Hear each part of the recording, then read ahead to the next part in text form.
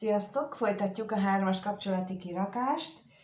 Az előző részben ott hagytuk abba, hogy megnéztük az napi szinten együtt élő, életvitelszerűen együtt élő kapcsolatnak és a másik kapcsolatnak, akik nem élnek együtt, de energetikailag valahogy kapcsolódnak, az ő jelenlegi helyzetüket, azt, hogy hogyan gondolkodnak egymásról a felek, az együtt élő társ, a középső személy és a harmadik személy, és most az következik, hogy megnézzük, hogy milyen érzéseik vannak egymás iránt.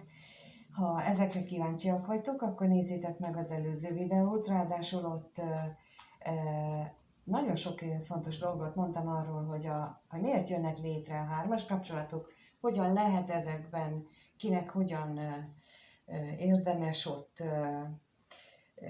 mondjuk úgy viselkedni, vagy energiával, vagy milyen energiával beleállni ahhoz, hogy előbbre mozdítsa a kapcsolatot. Ezért is érdemes azt megnézni, úgyhogy most meg azt nézzük meg, hogy hogyan éreznek egymás iránt. Először, akik együtt élnek, az ő érzéseiket nézzük meg. A társ mit érez a középső személy iránt? 2 kérnék erre. Mit érez a társ, a középső és a középső személy a társ iránt mit érez? Hát az látszik, hogy itt a társnak egy kényszenvedés ez az együttlét. Hát ha megnézitek az első videót, akkor már ott is ez megmutatkozott, és itt megismétlődik ugyanez. Na nézzük akkor azt, hogy mit jelent itt az örvendezés.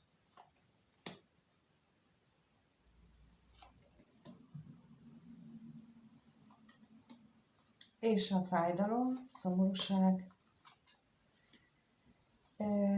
Látszik, hogy ő tud a 3-as kapcsolat létezéséről, és ez szíven üti, ez nagyon is rosszul érinti, újra rátől a féltékenység, viszont azt is lehet itt, vagyis érzékelem, hogy olyan, mintha ő úgy gondolná, hogy neki ki kell tartani, mert neki ez a dolga. És például az előző videóban pontosan erről beszéltem, hogy miért érezheti így ezt ez a meglévő társ. Most azt elmondanám, akkor megint jó hosszúra sikerülne ez is, úgyhogy kérlek, nézzétek meg azt, hogy miért érzi ezt, és hogy ezen hogyan tud ő változtatni. És megnézzük a középső személyi érzéseit a társa iránt. Ő úgy éli meg, hogy rengeteget veszekednek, és olyanokért is leszítja, olyanokért is veszekszik vele, ami érzése szerint túlzás, meg nem az ő hibája. Na nézzük itt a betegséget.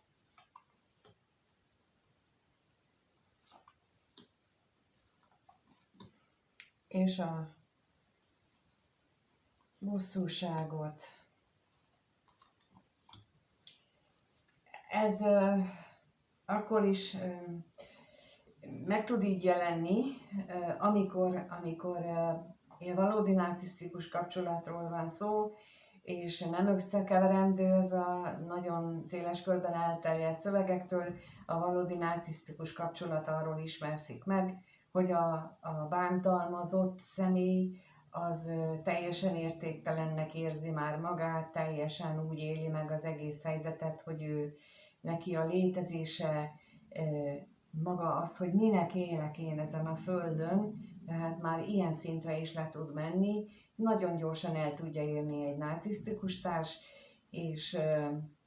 és nagyon nem tud kihez kapcsolódni, és ezt már nagyon régen mondtam, hogy ha valaki olyan nézi most ezt a videót, aki ilyen dolgot él meg, akkor azt nagyon szívesen várom egy konzultációra, velük mindig első alkalommal ingyen beszélgetek, és mondom el az én gondolataimat, meghallgatom meg, és hogy teszek javaslatot, mert ez egy olyan nagyon nehéz szituáció, amit csak azt tud elképzelni, aki átélte, és sajnos vannak olyanok, akiknek egy ilyen párkapcsolat például már nem az első narcisztikus személytől való szenvedés, és nekik pontosan ez az életfeladatuk, és ezért borzasztó nehéz, és most érzem valakinek az energiáját, mert nagyon síratnékon van itt most, aki,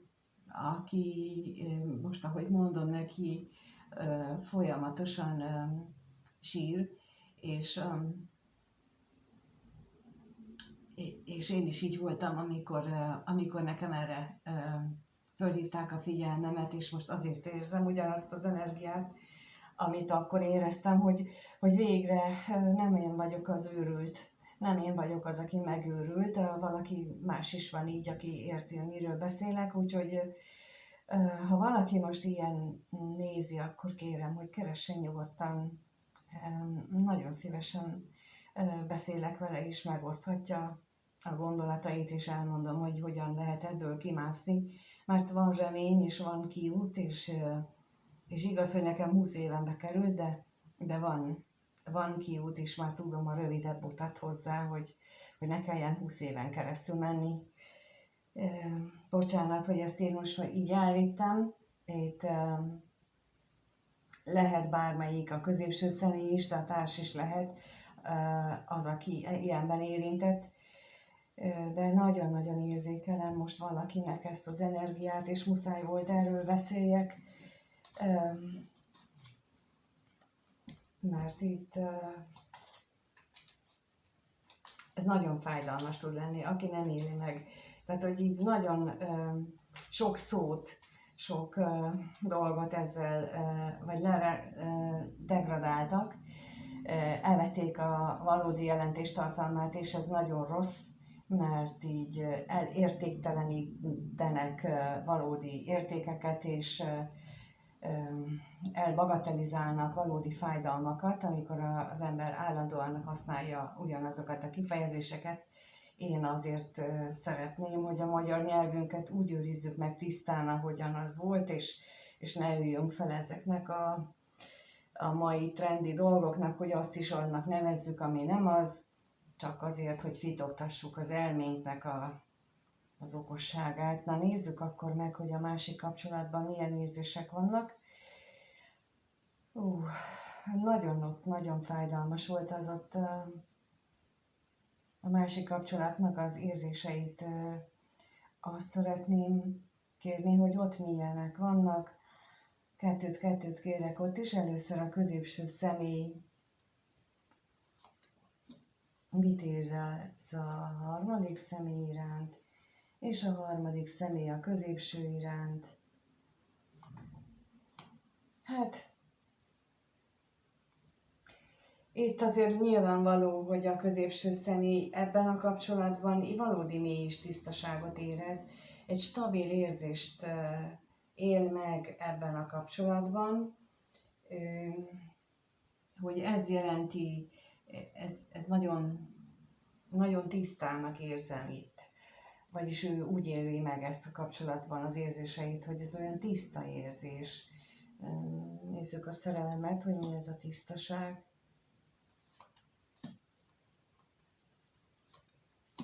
És a házra is kérek.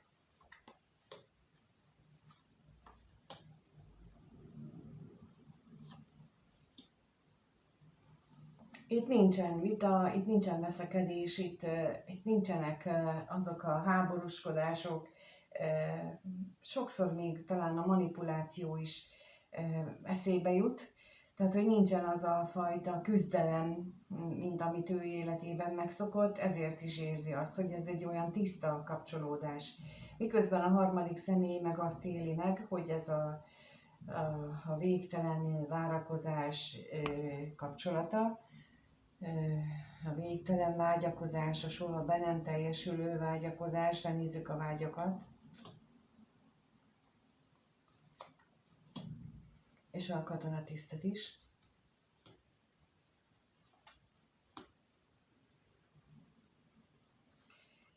Itt lehetséges, hogy ő azt is végig gondolja, hogy hogyan tudnának ők együtt élni, és akkor ennek vagy az együttléteiknek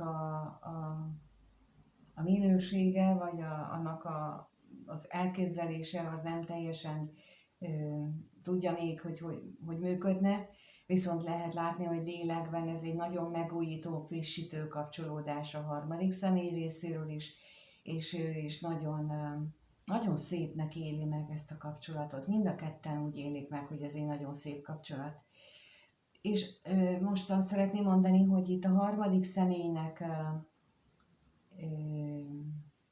türelemre van szüksége. De ezt most kihangsúlyozom, hogy csak akkor kell türelemmel lenni, ha biztosak vagytok abban, hogy a középső személynek komolyak a szándékai. Azt, hogy ti úgy gondoljátok, hogy ő azt gondolja, nem.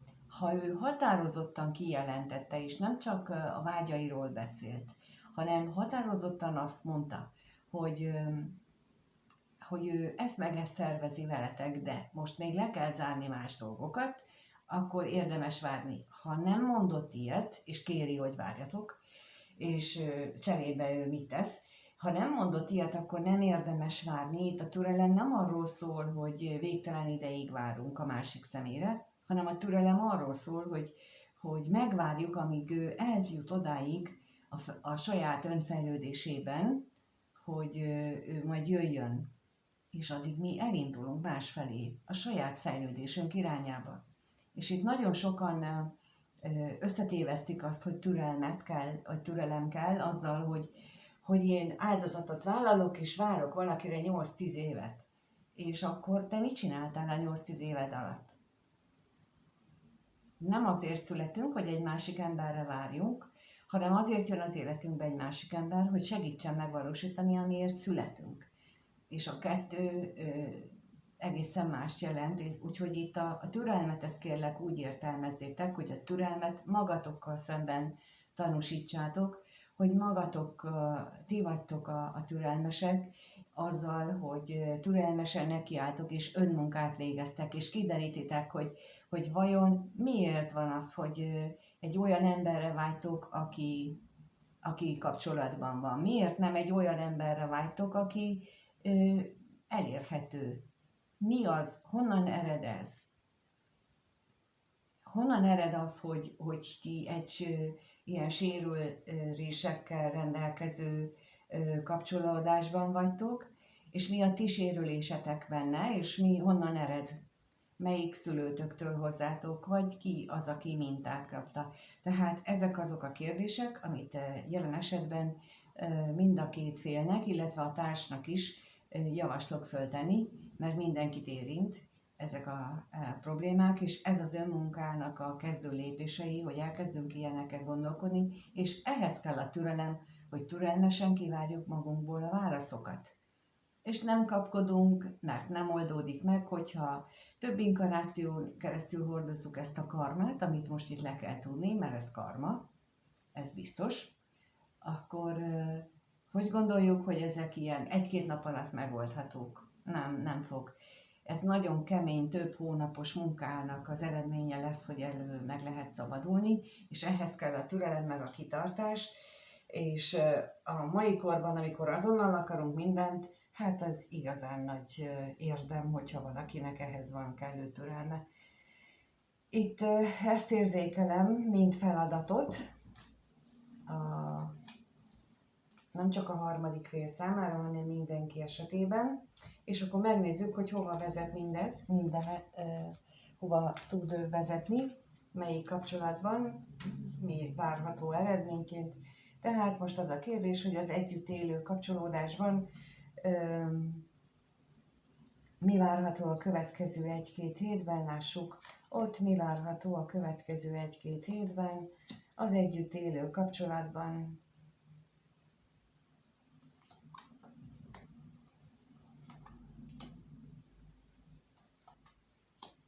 Na, hát itt nem javul a helyzet, azt azért megmondom. Nem lesz könnyebb, fájdalommentesebb, viszont valamelyik őjük elkezd az ég felé fordulni. És ez a lehető legjobb, amit valaki tehet. Ha nehéz helyzetben vagyunk, akkor a lehető legjobb dolog, hogy elkezdjük erősíteni a hitünket magunkba, az univerzumba, a mindenségbe vetett hitünket, hogy biztos, hogy van ennek megoldása, hogy biztos, hogy van valami oka és célja annak, hogy ez így van, és akkor ehhez kérek segítséget, hogy megtaláljam az okot és célt, hogy mit kell tennem. És ez a lényeg, hogy mit kell tennem, hogy én ebből kijussak, és utána el kell fogadni.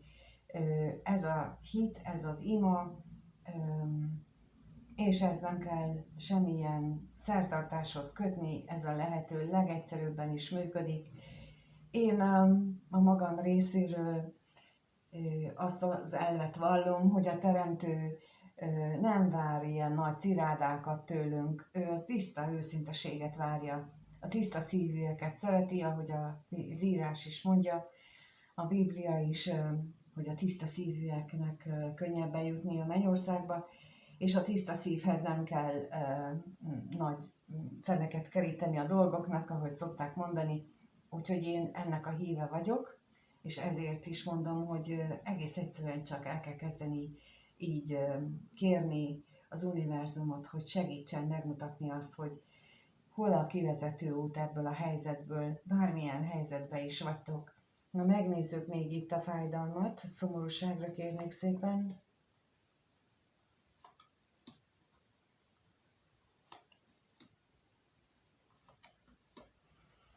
Hát látható, hogy a múlt szenvedéseit kellene hátrahagyni, és ezért ugyanez, amit az előbb elmondtam, annak a visszhangja van itt a lapokban.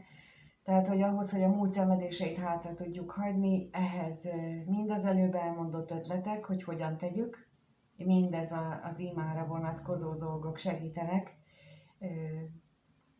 Ezt kell komolyan csinálni, erről ezt le lehet írni, sőt célszerű leírni, mert akkor utólag vissza tudod nézni, hogy mi az, amivel éppen dolgod van, mert kiesik az ember fejéből, hogyha 1000 más teendője van napközben, és elfelejti, hogy tegnap este mit döntött el, mit határozott el magában, úgyhogy ezért is célszerű leírni. És itt megnézem még az utazást, hogy igen, ez azt mutatja, hogy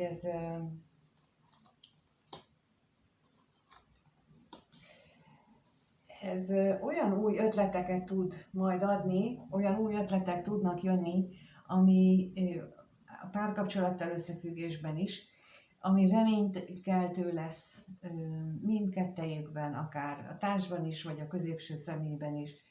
A lényeg az, hogy legyen itt ez a kérés, ez a tiszta szívből jövő kérés, és minden elvárásoktól és várakozástól mentes kérés, hogy mutassák meg az utat az égiek, az univerzum, a belső lélek, akárki, mindegy, hogy kiben hisztek, a lényeg az, hogy engedjétek meg magatoknak azt a gondolatot, hogy létezik egy magasabb erő tőlünk, és ha ezt akármilyen nevet adtok neki, akkor már jó, akkor már rosszat nem tudtok csinálni. Én ezt javaslom. Itt ez a megoldás bontakozik ki, hogy ennek van nagy esélye, hogy ez történik. Akikre ez igaz, vagy akiknél ez bekövetkezik náluk, ez nagyon sokat és pozitívumot jelenthet. Megnézzük a harmadik személy és a középső személy kapcsolódásában mi várható a következő 1-2 hétben, lássuk. Náluk mi várható?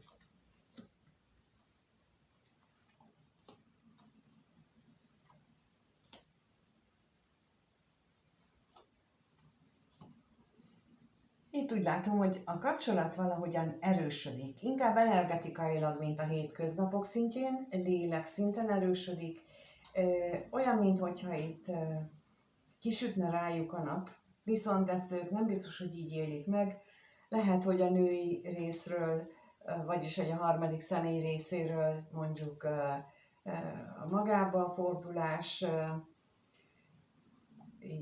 jelentkezik, de az is lehet, hogy ez mély gondolatokhoz társul. Na, nézzük itt még a gondolatokat, hogy arról mit tudhatunk meg.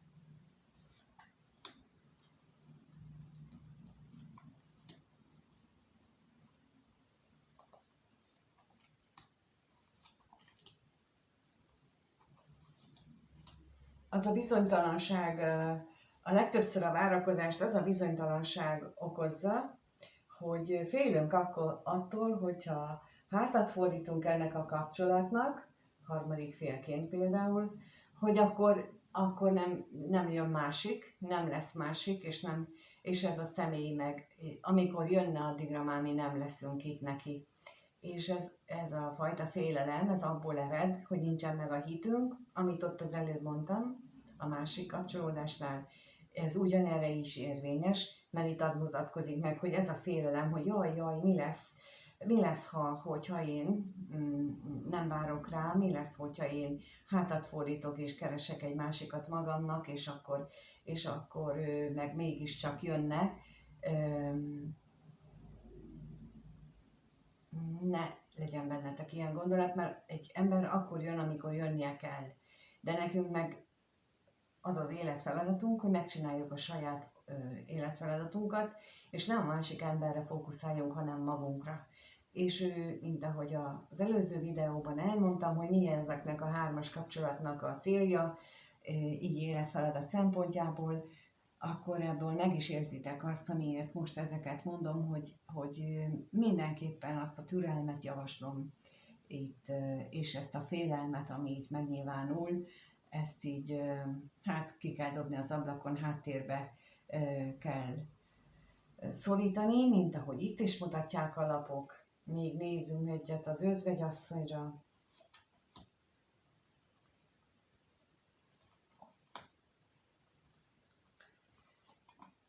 Hát ezek a nagy félelmek, lehet az is, hogy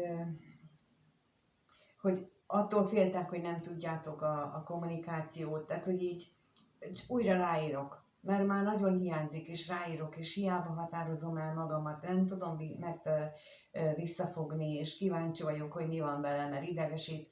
Ez viszont megint csak arra utalok vissza, amit az előző videóban részleteztem, hogy bizony saját magunknak kell tudnunk határt szabni, ez ugyanúgy a Szaturnusz, ugyanúgy a felelősségvállalás, tehát magunk, az önuralmunkat kell fejleszteni, az önismeretünket, az önuralmunkat ahhoz, hogy a középpontunkba tudjunk kerülni, ez mindenképpen fontos, viszont ezért keres a középső személy magának harmadik társat, vagy a harmadik személyt, egy másik társat, mert valami ilyesmit remél, hogy megtalál, és ezt így lehet megadni a számára. Én köszönöm, hogy itt vagytok, és újra megnézitek ezeket a videókat, köszönöm a lájkot, a feliratkozást, a kommenteket is, és ahogy mondtam, ha valaki ilyen narcisztikus kapcsolatban, vagy úgy érzi, úgy gondolja a leírtak alapján, hogy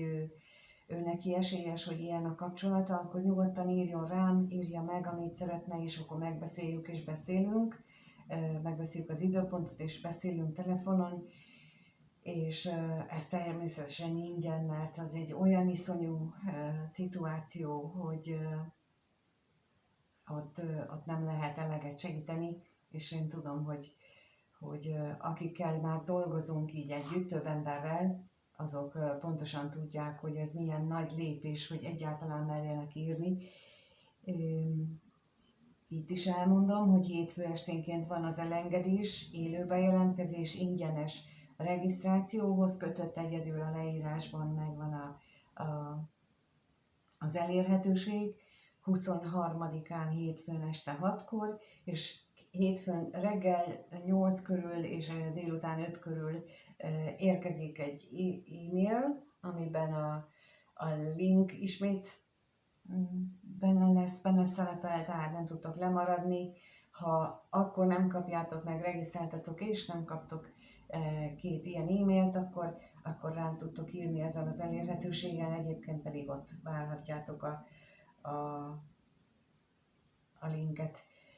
És hogyha bármilyen más kérdésetek van, vagy ezzel kapcsolatosan, vagy bármi mással, akkor keressetek nyugodtan, asztrológiai témában is, tagsággal kapcsolatosan is. Mindenkinek minden jót kívánok, addig, ameddig találkozunk újra. Sziasztok!